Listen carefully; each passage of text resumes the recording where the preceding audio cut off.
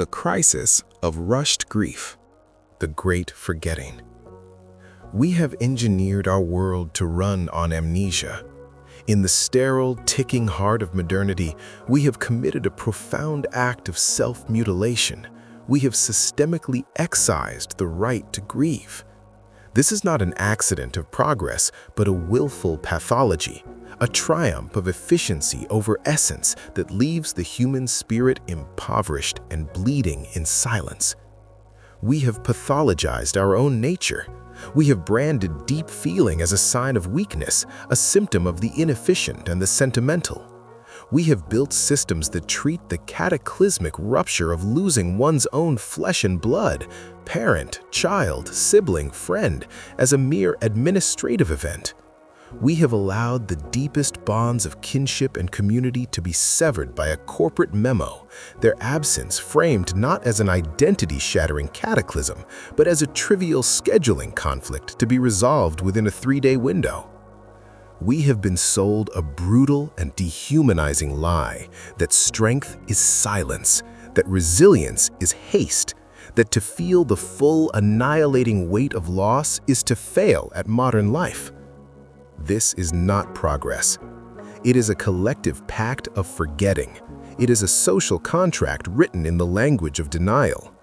And in the quiet, private agony of millions forced to mourn in the shameful dark, their grief deemed an inconvenient, private hobby, our collective soul is hemorrhaging. We stand at the precipice of a relational abyss, asking the most desolate question of all. If love's ultimate testimony is to be forgotten like yesterday's news, erased for the sake of quarterly productivity, then what in God's name was the struggle for? What was the point of the intimacy, the shared battles, the very architecture of living together? This is the hollow heart of the great forgetting. And from this silent crisis, a deeper sickness grows. Before we dive deeper into how we've broken the way we grieve and how ancient wisdom can help us heal, I'd like to ask you to reflect. Have you ever felt rushed to get over a loss? Have you witnessed someone else being denied the space to mourn? This isn't just theory, it's about the soul of our society.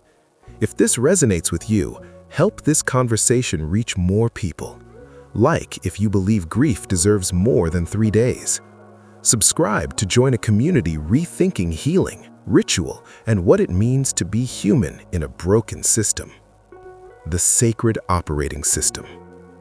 We have diagnosed the modern sickness, the great forgetting, a pact of amnesia where love is archived and grief is accelerated. But to understand the cure, we must first behold the original intact system, a world engineered not for efficiency, but for the preservation of the soul. Here, time was not a resource to be mined, it was a sacred architecture. The forefathers of traditions like those within the Ethiopian Orthodox Tewahedo faith performed a profound act of social and spiritual engineering. They surveyed the year and carved into it a living lattice of mandatory stops: Tsome, fasts, Maulid, Buhe, Filseta, Gena. A calendar so punctuated with remembrance and restraint that the days for communal reflection, for ritual pause, could often outnumber the days for solitary labor. This was not a suggestion, a wellness tip, or a flexible policy. This was the non-negotiable societal operating system. A communal command synchronized across highlands and valleys. On this day, the plow stops, the market closes, the loom falls silent. Why? The goal was not poverty, it was the prevention of a poverty far deeper, the poverty of the spirit. They understood a fundamental truth we have sacrificed on the altar of progress. A human being is not calibrated by what he accumulates, but by the quality of his connections. Connection to family, to community, to the soil underfoot and the sky overhead, to the chain of ancestors and the mystery of the divine. This calendar was a ladder built of time itself to climb out of the isolating grind of survival and breathe the thin, clear air of a meaningful life. It systematically interrupted the tyranny of the mundane to make space for the transcendent. In this system, grief was not a private malfunction to be hidden. It was a public, sacred transition to be collectively tended for weeks, for months, for a full year and beyond. There was no void where a mourner would whisper in desolate recognition, "The hardest part wasn't the funeral. It was everyone expecting me to be fine 2 weeks later when I hadn't even begun to process they were gone." When a weary mind, disillusioned by the friction of the modern world, by its frantic stampede of hollow haste, its transactional smiles, its atrophy of grace, encounters this rhythm, it experiences a shock of recognition. It is the shock of witnessing a culture that remembers how to breathe. It is as if one realizes, while much of the world is dying in a frantic sprint to stay ahead, there exists a wisdom that mastered the art of standing still. This is not inertia. It is the most active state of all, the intentional, collective act of being human. Hence the wry, knowing observation that captures its essence. There, time does not have a master. It doesn't even have a watch. It simply has a soul. While the global cult of hustle chases the wind, this system taught time to sit down, to share a cup of coffee, and to remember. You see, in this operating system, work was necessary, but it was the intermission. The rest, the communal pause, the ritual remembrance, the shared silence, that was the main event. This is the foundational wisdom we abandoned. In the next section, we will confront the brutal cost of that abandonment. We will examine the modern world's upgrade, a system that views this sacred architecture as inefficiency, and reveal through unassailable biology that its core function is not progress, but a betrayal of our very flesh and blood. The biological betrayal. We have walked through the sanctuary of the old world, a sacred operating system built on the truth that the soul requires time, and that time itself can have a soul. Now we must turn to the cold, hard evidence of what happens when that system is ripped out and replaced. The modern world did not merely offer a different schedule, it enforced a biological betrayal. We are told that grief is a matter of the heart and mind, but neuroscience and endocrinology reveal a starker reality. Profound grief is a catastrophic physical trauma. It is not an emotion to be managed, it is a whole-body syndrome of traumatic withdrawal. To demand a return to normal within days is not optimism, it is a form of systemic torture, violating the basic operating principles of the human organism. When we lose a primary attachment, the brain does not process it as a sad thought. Functional MRI scans show it registers as a physical injury and a survival threat. The anterior cingulate cortex and the insula, regions that light up when you burn your hand or break a bone, flare with the agony of separation. This is the neural signature of what we might call phantom limb syndrome of the soul. The brain's map of the world, which included that person as a living, responsive landmark, has been violently torn. To then force this same brain, reeling in neurological shock, to execute complex cognitive tasks, navigate office politics, or project calm competence is not just difficult, it is a neurological absurdity. You are commanding a brain in the emergency room to file its own paperwork. This is the silent, invisible reality behind the quiet confession of a bereaved daughter who returned to her corporate job. I could hear my own voice answering questions in meetings, but it felt like watching a stranger. Inside, every cell in my body was just screaming his name. This neural trauma triggers a cascading hormonal revolt. The body is flooded with cortisol, the primary stress hormone. In acute grief, this is not a temporary spike, but a sustained tsunami. Chronically elevated cortisol suppresses the immune system, leading to the well-documented phenomenon where the bereaved become far more susceptible to illness and infection. It dysregulates the cardiovascular system, increasing the risk of hypertension and what is colloquially known as broken heart syndrome. It atrophies the hippocampus, the brain's crucial center for memory and emotional regulation, potentially cementing the trauma and hindering future healing. This is why the griever feels not just sad, but physically ill, fatigued, vulnerable, and mentally fragmented. Their body is literally under siege, fighting a civil war between its need to process an existential threat and the external demand to show resilience by pretending it isn't happening. Therefore, the standard 3 to 5 day bereavement leave is not merely inadequate, it is a medical and ethical fraud. It is a band-aid applied to a compound fracture prescribed by a system that willfully misdiagnoses a whole-body catastrophe as a productivity issue. The modern timeline pathologizes the healthy human response. The intense, disorienting, and time-consuming process of grief is the correct, biologically mandated reaction to an attachment injury. By compressing it, we create the very complicated or prolonged grief disorders we claim to fear. We force the wound to close over an infection, guaranteeing a deeper, chronic sickness. The betrayal is thus complete and twofold. First, the amputation of a loved one. Second, the systemic mandate to deny the hemorrhage, to silence the nervous system's alarm, and to perform wellness while the body cannibalizes itself from within. The sacred operating system worked because it was biologically congruent. It provided the structured, protected, and socially supported timeline that the human nervous system requires to navigate this trauma without becoming permanently damaged. Our modern upgrade is a betrayal of our own flesh and blood. The two patients. Why death is a communal diagnosis. Having exposed the biological violence of the modern timeline, we arrive at the profound social understanding our ancestors encoded into their very way of life. Ancient wisdom, from the Ethiopian Zare to traditions across the globe, diagnosed a reality our modern healthcare and HR departments willfully ignore. Death creates two patients.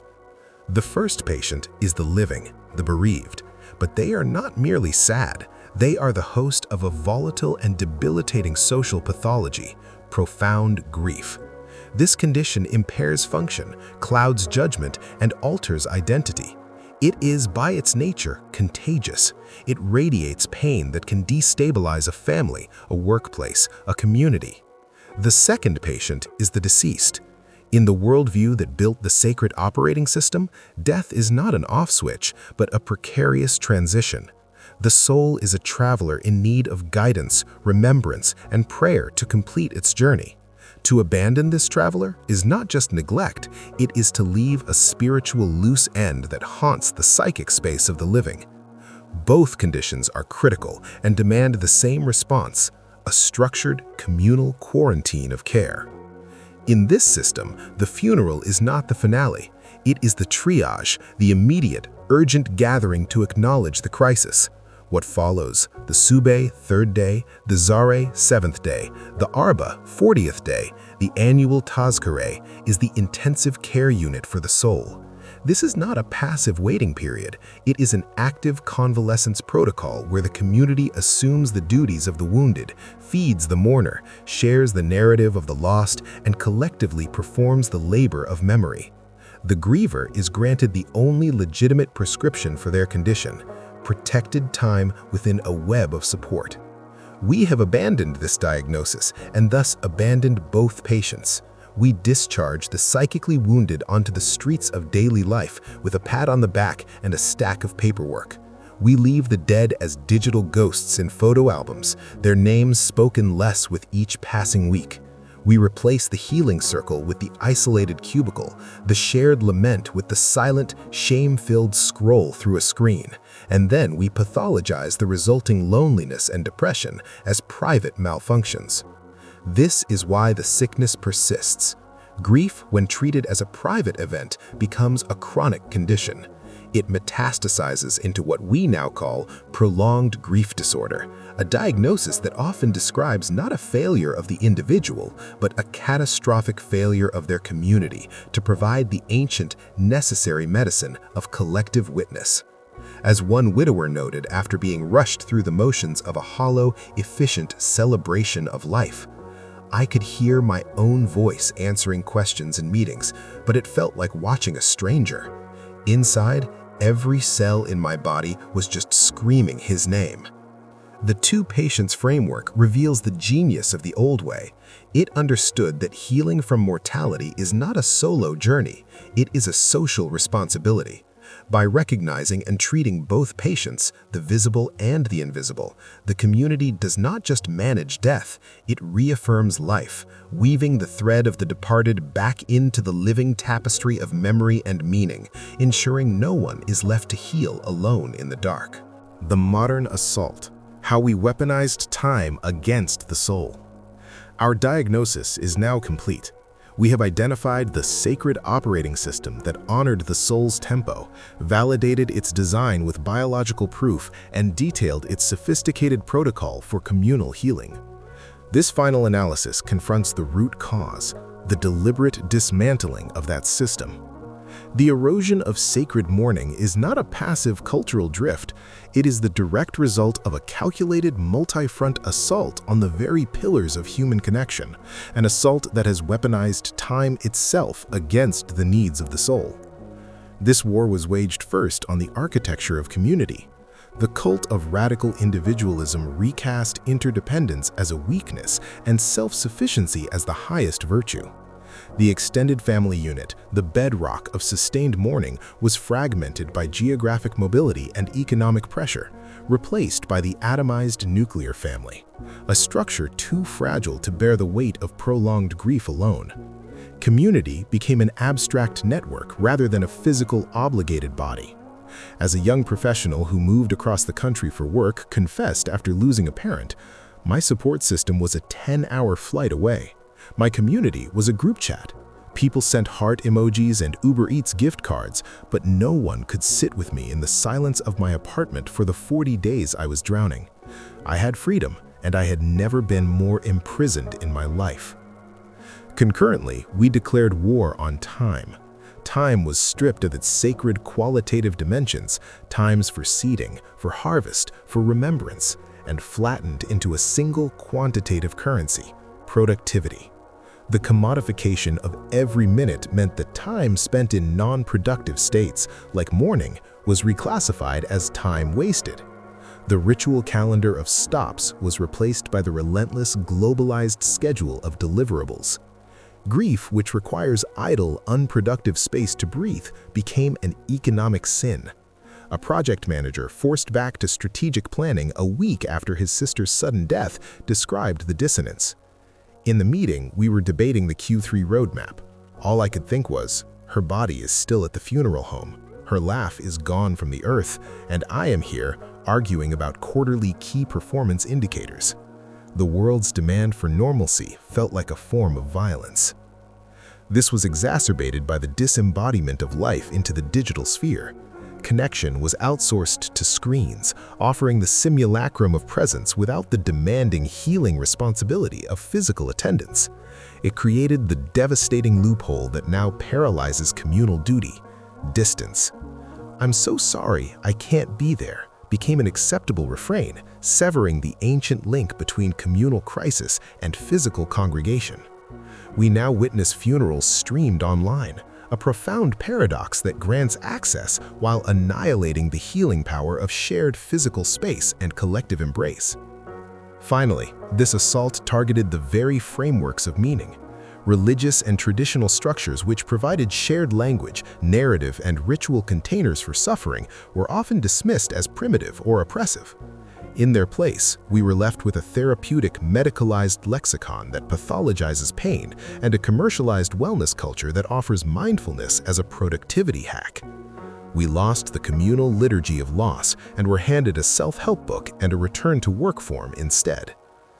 The result is the barren landscape we inhabit, a world where time is a master to be obeyed, not a soul to be companioned, where the individual is a burden if they are not an asset, where presence is optional and ritual is obsolete. We did not simply forget how to mourn. We were systematically divorced from the conditions that make deep mourning possible. The profound fatigue of the modern age, the sense of rushing on a treadmill to nowhere, is the fatigue of a soul whose time has been stolen, whose community has been scattered, and whose grief has been weaponized against it as a sign of failure. In this light, our inability to grieve is not a personal shortcoming. It is the logical symptom of a civilization that has declared war on its own humanity.